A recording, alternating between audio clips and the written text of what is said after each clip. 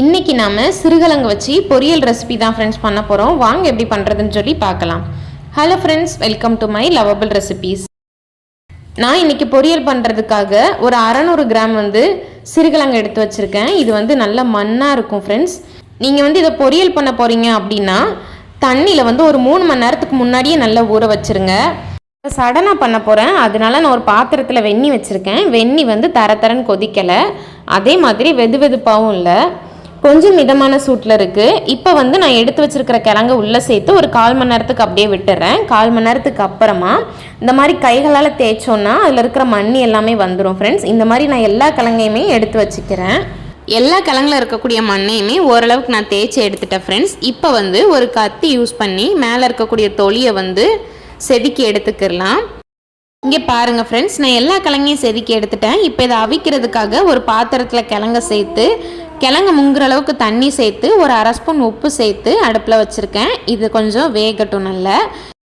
இப்போ நாம் அரைச்சி ஒரு மசாலா சேர்க்கணும் இந்த பொரியலில். அதுக்காக ஒரு 1/2 முறி தேங்காய் எடுத்து இந்த மாதிரி குட்டி குட்டியாக வெட்டி மிக்ஸி ஜாருக்குள்ளே சேர்த்துக்கிறேன். ஒரு 5 பல் போட தொலியோடு சேர்த்துக்கிறேன். காரத்துக்கு தகுந்தாப்பில் பச்சை மிளகா சேர்த்துக்கங்க. 1 ஸ்பூன் பெருஞ்சீரகம் சேர்த்துட்டு இது எல்லாத்தையும் நல்லா இந்த மாதிரி கொரகொரப்பாக அரைச்சி எடுத்துக்கலாம். நான் இன்றைக்கி ஒரு பச்சை மிளகாவை உடச்சி சேர்த்துருக்கேன். இப்போ கடாயை அடுப்பில் வச்சு தேவையான அளவுக்கு எண்ணெய் சேர்த்துக்கிடலாம். எண்ணெய் காஞ்சதுக்கு அப்புறமா 1/2 ஸ்பூன் கடுகு, 1 ஸ்பூன் உளுந்தம்பருப்பு சேர்த்துக்கிடலாம். ரெண்டும் நல்லா பொரிஞ்சதுக்கு அப்புறமா ஒரு பெரிய வெங்காயத்தை நல்லா குட்டியாக வெட்டி வச்சுருக்கேன், அதையும் உள்ளே சேர்த்துக்கிடலாம்.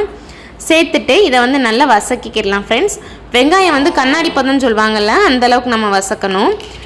இடையிலே நான் ஒரு 1/2 ஸ்பூன் உப்பு சேர்த்துக்கிறேன், சீக்கிரமாக வசங்கிறதுக்காக. உப்பு சேர்த்து ஒரு தடவை நல்லா வசக்கிக்கிறேன். இங்கே பாருங்கள் ஃப்ரெண்ட்ஸ், வெங்காயம் நல்லா வசங்கிருச்சு. இப்போ நான் அவிக்க போட்டிருந்த கிழங்கு நல்லா அவிஞ்சதுக்கப்புறமா எடுத்து ஆற வச்சு நல்லா குட்டி குட்டியாக வெட்டி வச்சுருக்கேன். அதை இப்போ உள்ளே சேர்த்துக்கிறேன். சேர்த்துட்டு வெங்காயத்தோட நல்லா மிக்ஸ் பண்ணிக்கிறேன் ஃப்ரெண்ட்ஸ்.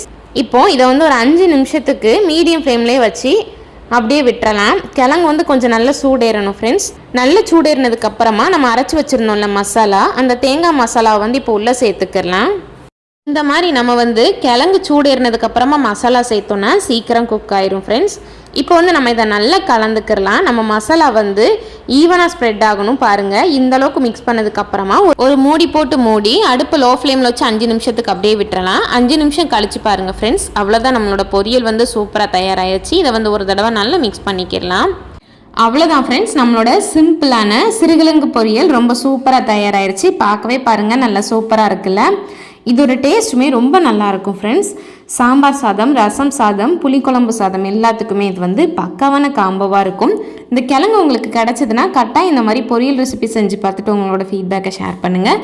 இந்த வீடியோ பிடிச்சிருந்தா லைக் பண்ணுங்கள், அந்த லிங்க் உங்கள் ஃப்ரெண்ட்ஸ்க்கு ஷேர் பண்ணுங்கள். அப்படியே மறக்காமல் நம்மளோட சேனலை உங்கள் பொண்ணான கையால் சப்ஸ்கிரைப் பண்ணிக்கோங்க ஃப்ரெண்ட்ஸ். தேங்க்யூ.